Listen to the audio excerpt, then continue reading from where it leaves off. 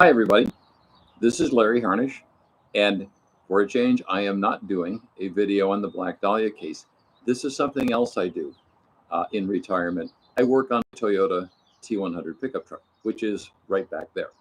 I just finished a big job that involved the timing belt, the water pump, and the thermostat. And I thought I would add a few suggestions based on my experiences.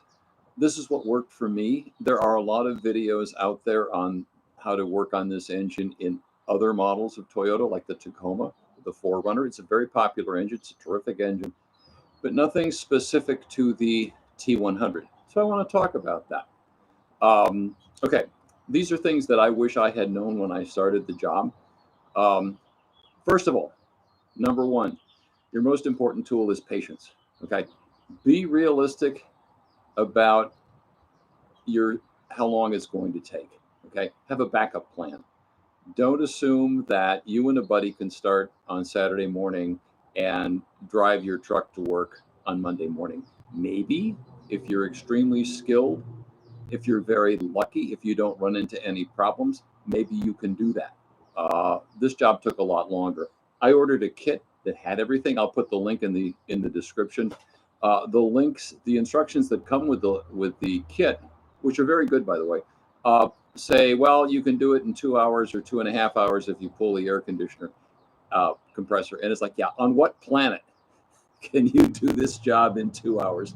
I would like to say. Anyway, patience is your most important tool. If you find yourself getting frustrated, I know I did, just take a break. Be realistic about what you can do. Again, you need to be realistic about it, but also have a backup plan. If you're going to do this with your daily driver, make sure that you've got some kind of backup plan for how you're going to get around. If you need to go to the parts store, let's say, or if you need to run to the grocery store or something like that, have a backup plan, because again, this is a big job with a lot of steps, and you will have things that go wrong. I guarantee you that, unless you're extremely lucky. One of the reasons is by the time you're doing this engine, it's already had a couple of timing belt changes, and you don't know who else has been in there. Unless you have done all the work yourself from day one, you don't know who's been in there and what kind of work they've done. You might find some very sketchy shit. I know I did, and I'll talk about that in a minute. So anyway, be patient. The other thing is preparation. Be prepared. I did the David Freiberger method, which was I took a big piece of cardboard and I wrote down everything that I was going to do, all the steps. Freiberger's a smart guy. He knows how to do this stuff. So I did this. It mostly helped. It helped mainly with the disassembly. Once I got into assembling, putting things back together, that was a little bit different. And I should reveal that I got the truck all apart. I had to leave for a week and go out of town and then come back and try to remember what I did, which brings us to the next thing: document. You can't take too many pictures of the inside of that engine, at the engine bay. You can't take too many pictures of it. Have lots. I know at one point I was trying to figure out how the power steering pump and the power steering bracket go together, and luckily I had taken pictures of that, so I knew. You will want to do that. Work area. Find a place where you can work for a while, because this is not a fast job. It isn't. I have this lovely 1940s garage that I did most of the work in. Because I was gone for a week, I had to push the truck outside, so I finished up the job in the driveway, which is fine. We're in Southern California, so the weather is pretty good right now, but it's starting to get hot. So have a place that's comfortable. The other thing, before you even start, illumination. It's dark in there. The engine is dark. You're down in the engine bay. It's all dark and oily and greasy. And by the way, I would recommend either go to the car wash and wash out the engine bay. I bought a power washer because I needed it for some other stuff, and so that was really helpful, because it's going to be, I guarantee you, when you get down in there, it's going to be greasy. So a lot of illumination. I bought one of these overhead things from Harbor Freight that uses magnets to hold up. It attaches to the hood and reflects it, and that was helpful. By itself, it wasn't enough, but using various rechargeable flashlights and whatnot, I had enough illumination where I could see. But that was another thing for preparation. Get the right parts. Get the right parts. Let me show you what I mean. Okay. This is the water pump. Okay. Goes like this is the water pump out of that T100 engine. Okay. There are many models of that engine. Some of them have another outlet here for an oil cooler. Okay. If you can see on this one, see it's plugged. Okay. The one that I originally got in the kit, it wasn't plugged. So there are two water pumps, one of which has that plug and one of which doesn't. And that cost me a couple of days until I could exchange the old one and get a new one. So make sure you've got not just the parts, but the right parts. Stock up on ATF in case you need to, because you will. I'll get into this more. You may need ATF because you're going to have to pull aside the power steering pump to get to a part that we're going to talk. But anyway, so yeah, parts and whatnot. Really stock up so you could, if you could have to go without your car for a couple of days, you can handle that. Okay, tools. You can do most of this job with, this guy. This guy right here, I bought this in the 60s. It's a 1/2-inch drive socket set. It works great. It's all metric now. Everything is metric now. But anyway, you can do 90% of the job with hand tools that you will need. Where's public enemy number one here? Where are you? Where'd it go? Oh, there we are. This guy. This is your timing belt tensioner. Okay. You see this little guy right here? You're going to need a thin wall socket to pull that out. Okay. And let me tell you, it takes 5 minutes to take this thing out and half a day to get to it. Okay. Anyway, you'll need thin wall sockets for that. Another thing that's really helpful is one of the big questions is how do I get the where's it here? No, that's not it. Nope. Yeah.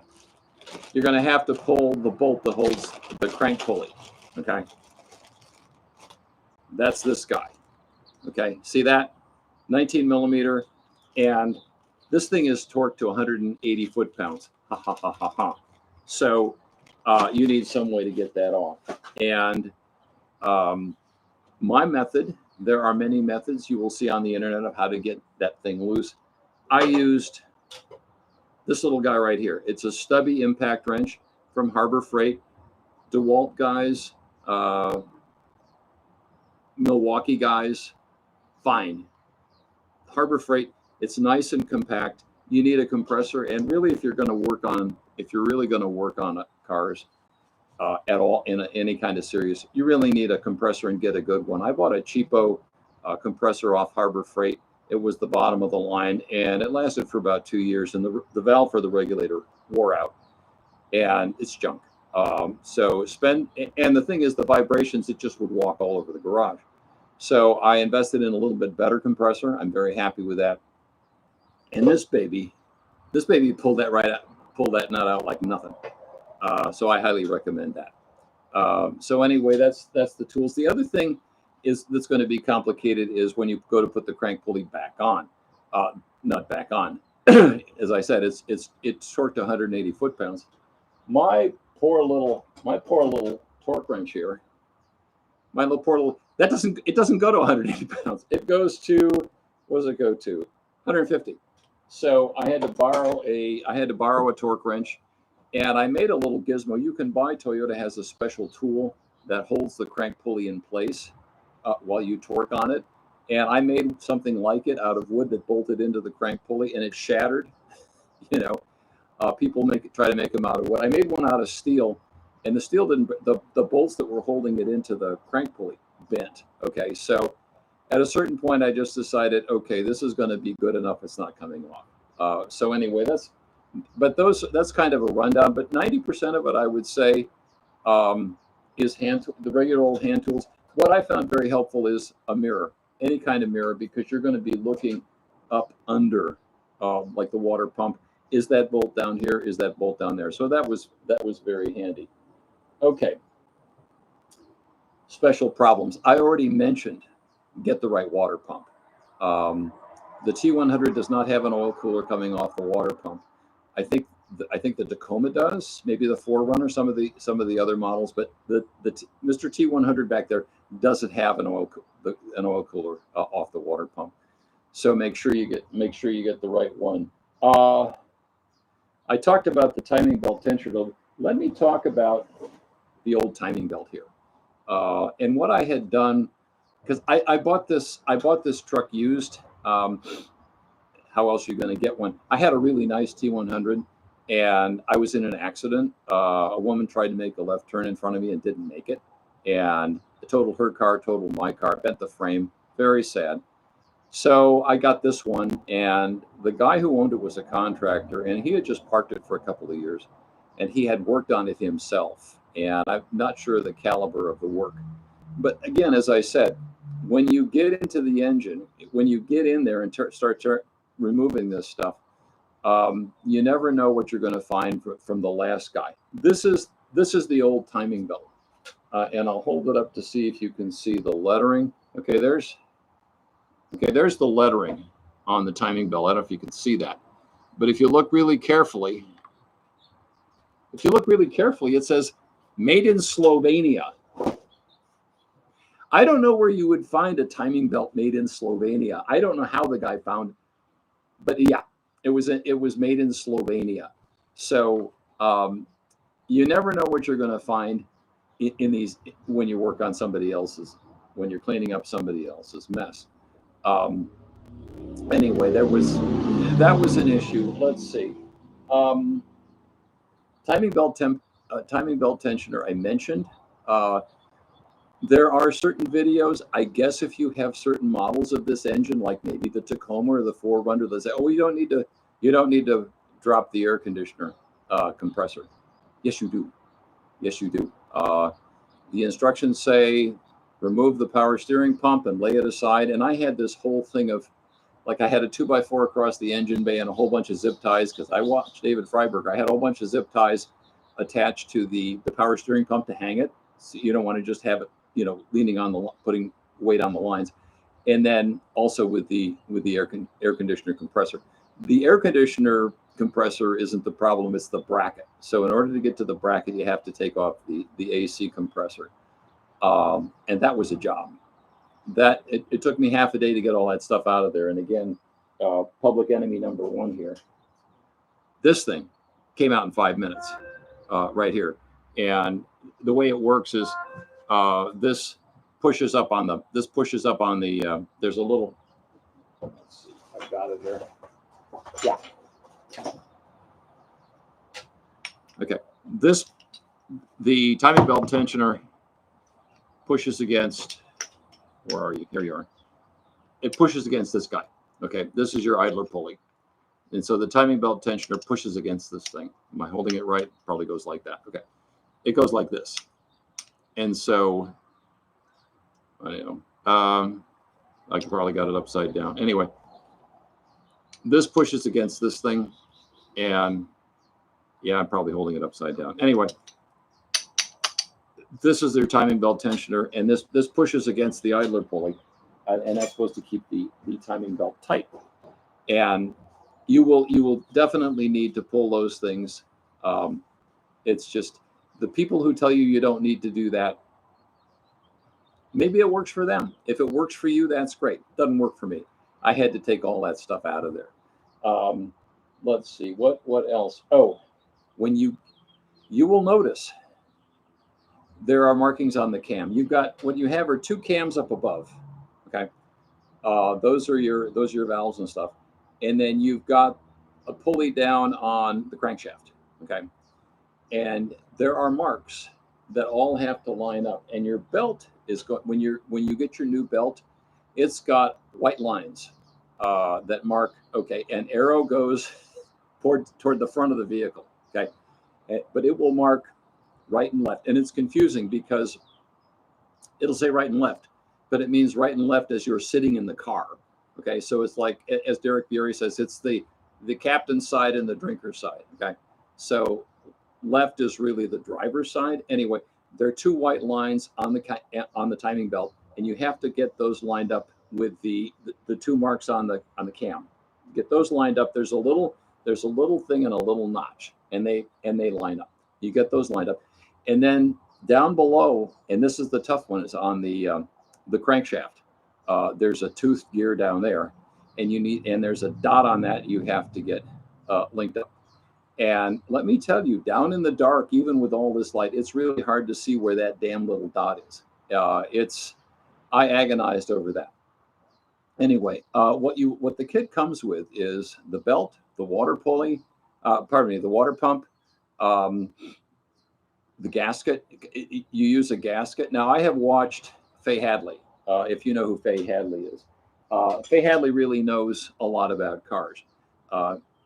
She's a little tough to watch with her grimacing and weird laughs, but she really knows her stuff. Anyway, this is apparently the OEM water pump. And you'll notice Toyota's machined a groove in here all the way around the trunk, all the way around the body, the water pump body. It's got a groove. Okay. The aftermarket water pumps don't have that. Okay. And so the kit comes with a gasket, which I used. I used a little bit of Optimum Gray. I think it's Optimum Gray. Just to kind of hold the gasket in place while I bolted it in. So that's kind of how I did it.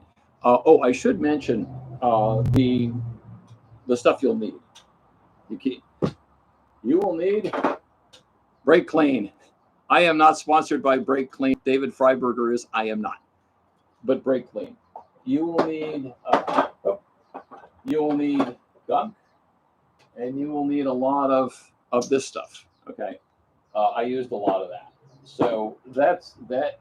You will need that because undoubtedly your engine is greasy and dirty, and you will want to clean that stuff off before you go back. Put it back. I used a wire brush to clean up the threads before I bolted everything back in. And then I used, let's see if I've got it here. I used blue Loctite, which comes in a red container. I don't know why blue Loctite comes in a red container, but it does. Anyway, so but those are kind of the challenges. The big thing about the belt is getting enough slack to put the thing in. And here's how I did it. There's a guy, Timmy, the tool man, he says, "Oh, I just pried it in there." It's like, well, maybe not. Maybe prying on the belt isn't the way to do it. What I ended up doing was this. I pulled the tensioner out. Public enemy number one. I pulled this out entirely, and then I loosened one of the cams, which torques to 81 foot-pounds. And I loosened that up, and between that, again, Faye Hadley said, "Yeah, do that." So I did that, and was able to get it on. And I agonized because all the marks lined up. Okay, all the marks lined up, but I had struggled with that belt so much that I wore off the white line down below by the crankshaft. So, but as long as the timing marks on your cam and your crankshaft pulley, as long as they all line up, you're okay. Because those white lines, and one of the things you're supposed to do is, after you get it all put back together, you're supposed to turn the engine a couple of times originally I could turn it with a socket, but after I put the new belt in, I needed a breaker bar. After I was done, I needed a breaker bar to turn over the engine. And I don't know why. That's how it was. Anyway, so those are kind of the special problems that I had. In terms of installation, be very careful when you're torquing. Some of these pieces are aluminum, okay? And you don't, I have in my lifetime broken off a couple of bolts in the block. It's not fun. It's not a good feeling when the bolt goes pop and you snap it off. So I erred on the side of being, well, it's pretty tight. But it may not be torqued to whatever, but it's going to hold because, as I said, I've broken off a couple of bolts in the block, and I don't want to experience that again. That is just a son of a bitch to fix. Let's see. Oh, organization. I did this, but bag and tag. I'm a big believer of bag and tag. Do I have any here? I took little pieces of cardboard and just cut out. Let me get one. Let's see if I can find one.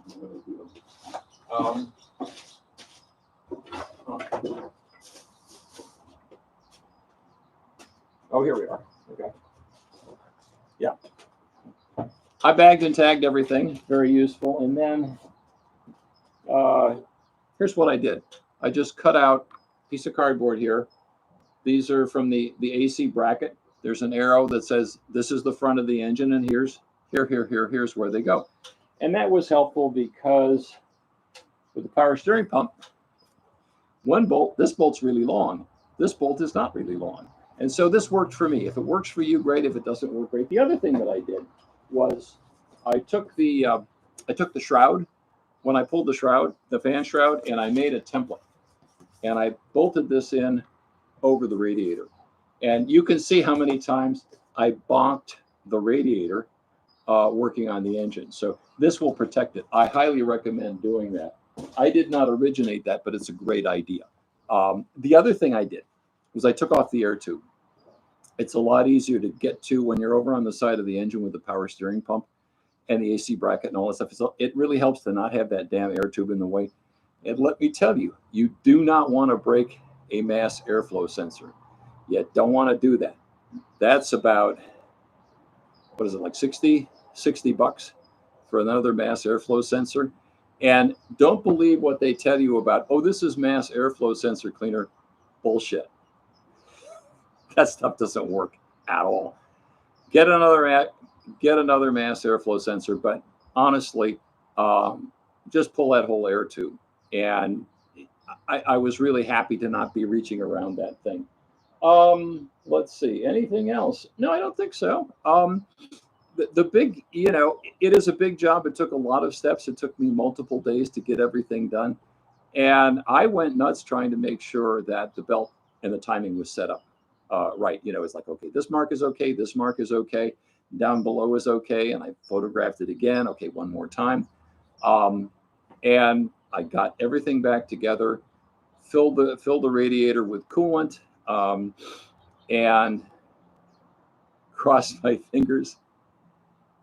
And it started up like that. And I was so relieved. So those are basically the tips that I've got now. I did say I would put the link in the description to the kit that you can buy. The OEM thermostat is separate. It comes with the kit comes with a gasket for the thermostat, but not a thermostat. And I bought what I thought was an OEM thermostat, but it wasn't. And so that was another delay, is when I decided, as long as I've got to do this, I'm going to buy an OEM thermostat. Why not? So I did that. Some of these manuals will talk about, oh, well, you can reuse this, that, or the other thing. And it's like, nah, I don't think so. The weird thing is that with the new belt and the new thermostat, the engine runs slightly hotter. With my old truck, which was, it was lifted, it was a 4x4. The engine temperature it would run about easily 200, maybe a little higher than that. This truck, originally it would run like 170, something like that. And now it runs in the 180s. How do I know that? I bought a little Bluetooth gizmo that plugs into the OBDC port, and it Bluetooths to my phone, so I can see, what is the charging volt of the alternator? What is my engine vacuum? What's my, all that kind of stuff. And it also shows me the exact engine temperature. And so that was really good. I can't think of anything else offhand. It really felt good to get everything all put back together. And that's it. If you have comments or suggestions, leave them in the comments and I will approve them or not. But I will put a link in the description to the T100 service manual. I found a copy online. I uploaded it to archive.org. So the whole manual for the T100, all the different model years, because The engine bay layout is different after, I think it's 97. The engine bay layout is a little bit different. They moved the window washer reservoir to the other side of the engine bay for whatever reason. And the service manual also has the all the stuff on the 4-cylinder, which I've never dealt with a 4-cylinder, the 4-cylinder version. So T100 owners, drivers, what have you, it's a great truck. I love this damn truck, and I'm thrilled to get it back on the road. And with that, I will say adios and, good wrenching to you. Okay. Talk to you next time.